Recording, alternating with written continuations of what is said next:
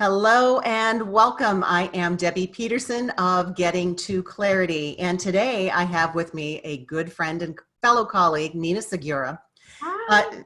Nina is, she's the founder of Metaspire Consulting and American Express Open Forum columnist. She is a Forbes Coaches Council member and best-selling author of Every Day is Friday.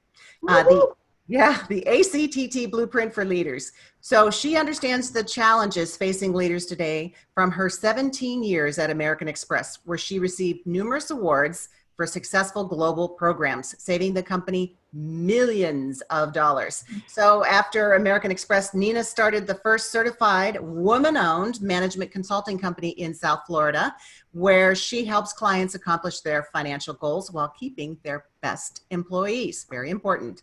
Among her clientele are the multinational companies such as HP, JP Morgan Chase. She's also a Six Sigma black belt, a professional proactive coach, and she is an MIT leadership grad and a certified professional coach with ICF. Wow. Welcome, Nina. It's great to have you here today. Thank you, Debbie. I think the world of you. So I love that we're able to spend some time together and help some other people. I love it. Absolutely. So our topic today is how to boost your career with feminine leadership. So Nina and I, as we were chatting, I thought this is going to be a really cool topic for you to hear more about. Because feminine leadership doesn't necessarily mean that you're a woman leader. No. So feminine leadership applies to however you self-identify. So Nina, I'm going to turn it over to you, and I'm going to start with the question, why? Why is feminine leadership important to the professionals that we have viewing this interview? I mean, I think feminine leadership is important for a variety of reasons, but if I think the main reason is to build your capability within yourself.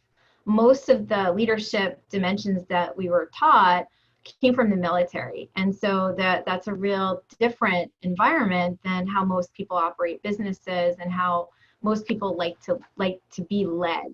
In fact, Harvard Business Review study of 64,000 interviews, they asked what characteristics would you like in a modern leader? And the primary characteristics came up as feminine leadership qualities rather than masculine leadership qualities. And we can talk about that a little more later. Isn't that interesting? Yeah. All right. So as you travel and you work with companies, because primarily your business is B2B, so you work with organizations, and then the coaching is more the individuals within those organizations, helping them to embrace and empower themselves through their feminine leadership. Right. But you've made it simple for people to pick up what it is that feminine leadership is. And I know that you've got an acronym that kind of encapsulates what feminine leadership is. Yes. The acronym. Yeah, I love it. So the acronym is POWER, POWER. So P is for patience. Personally, I'm not a very patient person, truth be told. And so I've reframed that to pause. And so what that can look like for you, like you said, Debbie, however you identify, but what that could look like for you is taking a moment to pause and gain a different perspective. So that may mean, taking a deep breath. That may mean, putting your tongue on the roof of your mouth and not speaking for a minute. That may mean, just pausing, so you can gain a different perspective. Okay, and so then have a better in those challenging situations or conversations, instead of reacting, so that the P is pause, taking that moment, maybe taking that Twix moment, and having that spacer in there. Yeah, and calling a coach like you, or being a part of a mastermind group, or having a community, sleeping on it. Our brain, needs that time to level out. Okay, that's a really good point. You can go to the people that are in your inner circle, or the groups that you trust, your crew, your advisors, going to them and saying, "Hey, this is something that I encountered. I wanted to run this by you before I respond." That's a great point. So it's not just pausing in the moment. Okay. No, and one of the biggest mistakes I think people make in their career is that they lean on their bosses too much, and that can really cause a problem, because your leader, even your clients, oversharing if you own a business, you really can, sort of, your leader needs to trust you and have faith in you. And so if I'm oversharing with a leader, I'm actually sort of seeing my brand in a way. And of course you want to trust your leader, but your leader needs to have confidence in you. So it's really important to have a coach or a mentor or a mastermind group outside of that. So I won't go too far into that, but it's something I invest in and believe in. So that's P. So P is for being patient or pausing, however you want to say it, just so that you can gain better perspective and plan in the future. Being open. So O is for being open, and being open for your intuition, whatever that part of you that you call that leads you to a higher call of action. And that way you can be open to others' perspectives because you know what you really believe. And so you don't need to force other people to be a certain way. You can actually be more inclusive and be open to others. So one way you can do that, especially if there's somebody you don't agree with, is just repeat what you heard them say. So I hear you say is, and then repeat what, and then tell yourself this is where they sit, and everyone's entitled to have their own opinion and their own thoughts, even if we disagree. So O is for being open. Well, and then you give them a chance to be heard. So if you're Yes, taking that, being open, being flexible, that there are other point of views in addition to your own, but repeating what you heard someone said allows them to feel valued and for them to feel heard. And perfect. I would imagine it could also go the other way too, in that, you know, listening, trusting your gut, your wisdom. I Yes. think in Western society, we think a lot consciously, we think a lot with our head. But we have our own internal guidance too, which we need to pay attention to. I love that you said that. There's a lot of decisions that we, especially today with the way things are being in the health crisis that we're in, we can tend to be in reaction mode because we're so, we're in new territory. So I love that, what you said about trusting the wisdom of our body, and if something feels right, or we just have, our body matters, our body tells us things. So however that is, it's really good to acknowledge that and not push it down, even being open to that. Yeah, so, and then W is for being warm. And it first starts with nurturing ourselves and knowing when we've had enough of something. I can't have compassion for others very well if I'm not being kind to myself. If I feel like, oh, what an idiot, I made a mistake, or I feel like I don't belong, then that's an inside job. That really does affect our executive presence. It affects our confidence, our ability to influence. And so I know you do a lot of that work too. Okay, so being warm and first starting with ourselves. I mean, Yeah, you can't give to and be kind to anyone, empathetic to anyone if you're just being a beast to yourself, which, right. it happens. Yeah, it happens. And I can't influence someone either because people know when you're not being warm and you don't really care, and accessing your heart. It's not just about thought leadership, it's about leading with your heart as well.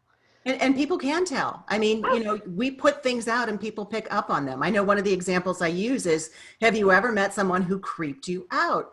And people will laugh because they all have that, they've met somebody. It's kind of like, ooh. So Yeah. it's the same way here. When you're not being genuine, when you're not being warm, people can just tell if you're going through the motions. So I love that Yeah. that's part of the process. Yeah, yeah.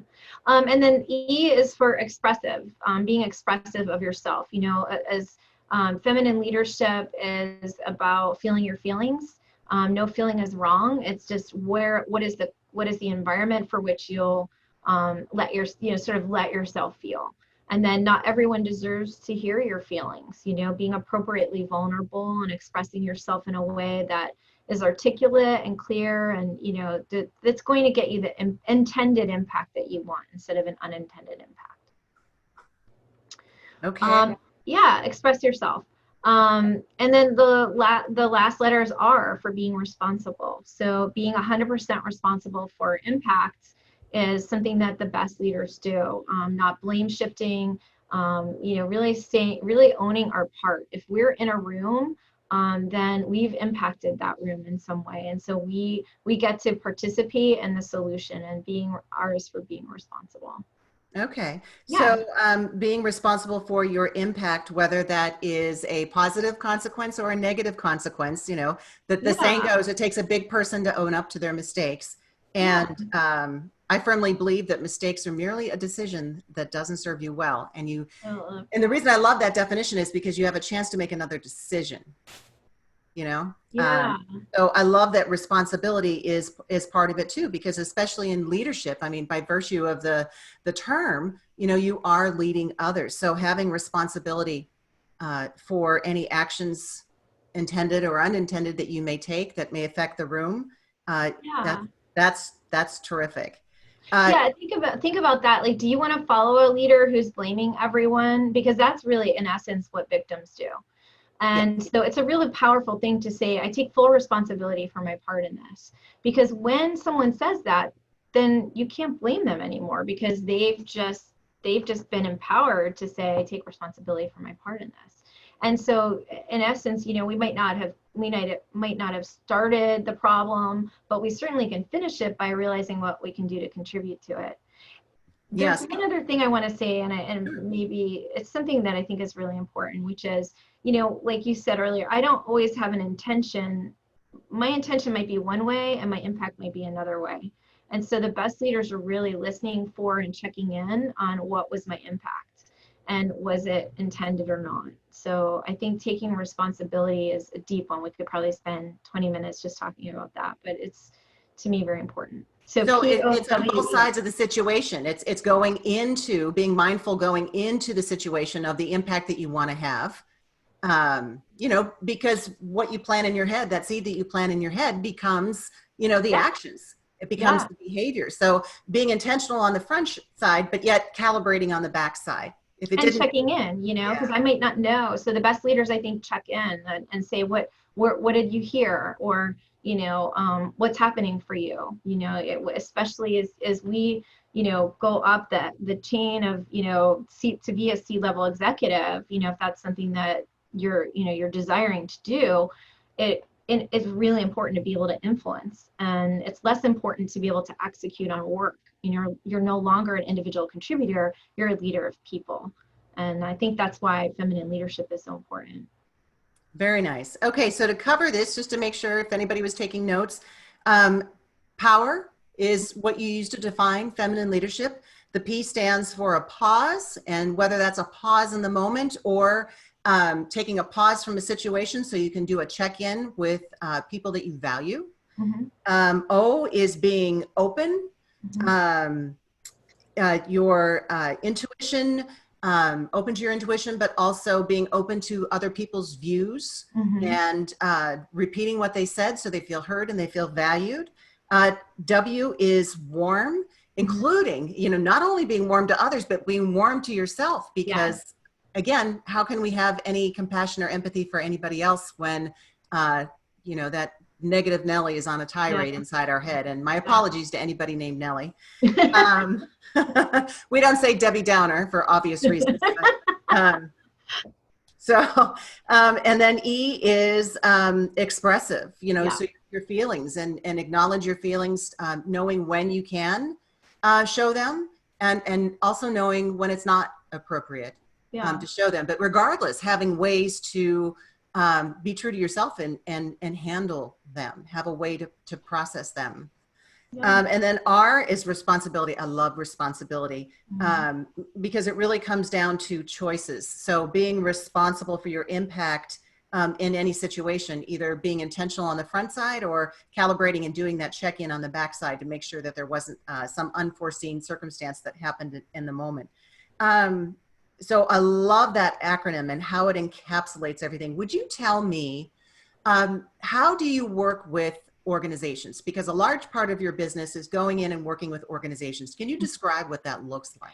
Yeah, we partner a lot with technology companies or HR executives or finance executives, primarily to look at culture change. And so we do that in three ways. We do it through consulting, so looking at what process improvements do they need to make, and then therefore, how does the organization need to develop?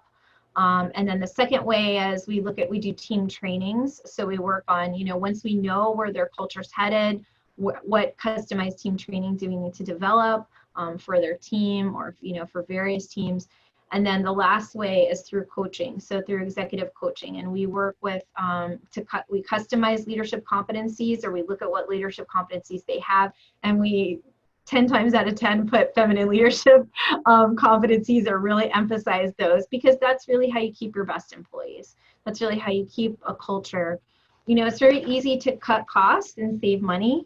That's the easy part. But how might you engage people in that? Is that the right thing that will sustain the organization financially and culturally for years to come? And so we're always, I think that's what really makes us different, is that we really care, and we really want to sustain the legacy of the company founders, regardless of it's a, you know, Hewlett Packard started in their garage, you know, and they have many iterations and splits and, you know, etc. We've also worked with Zoom, and we were so proud of Eric, and the you know, people are now calling, instead of boomers, they're calling this generation now Zoomers.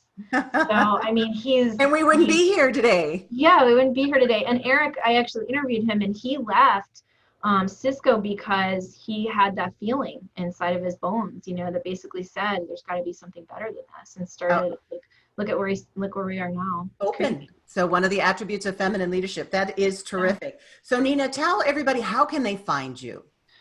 You know, you can go to metaspireconsulting.com, METASPIRE consulting.com, and or you can reach me at ninasegura.com, NINASEGURA.com. Very nice. Well, Nina, thank you so much for being here today. I really appreciate you coming on and sharing your views and this great information about feminine leadership, and how, you know, no matter how you self-identify, that this is something, these are attributes that you can embrace to, you know, boost your career. So it's been great having you here. Again, I am Debbie Peterson of Getting to Clarity, and I work to advance women and emerging leaders to the next level or next chapter of their career by providing them a roadmap and the tools to get there. So until the next time, here is wishing you the clarity you deserve. Have a really great day, and bye for now.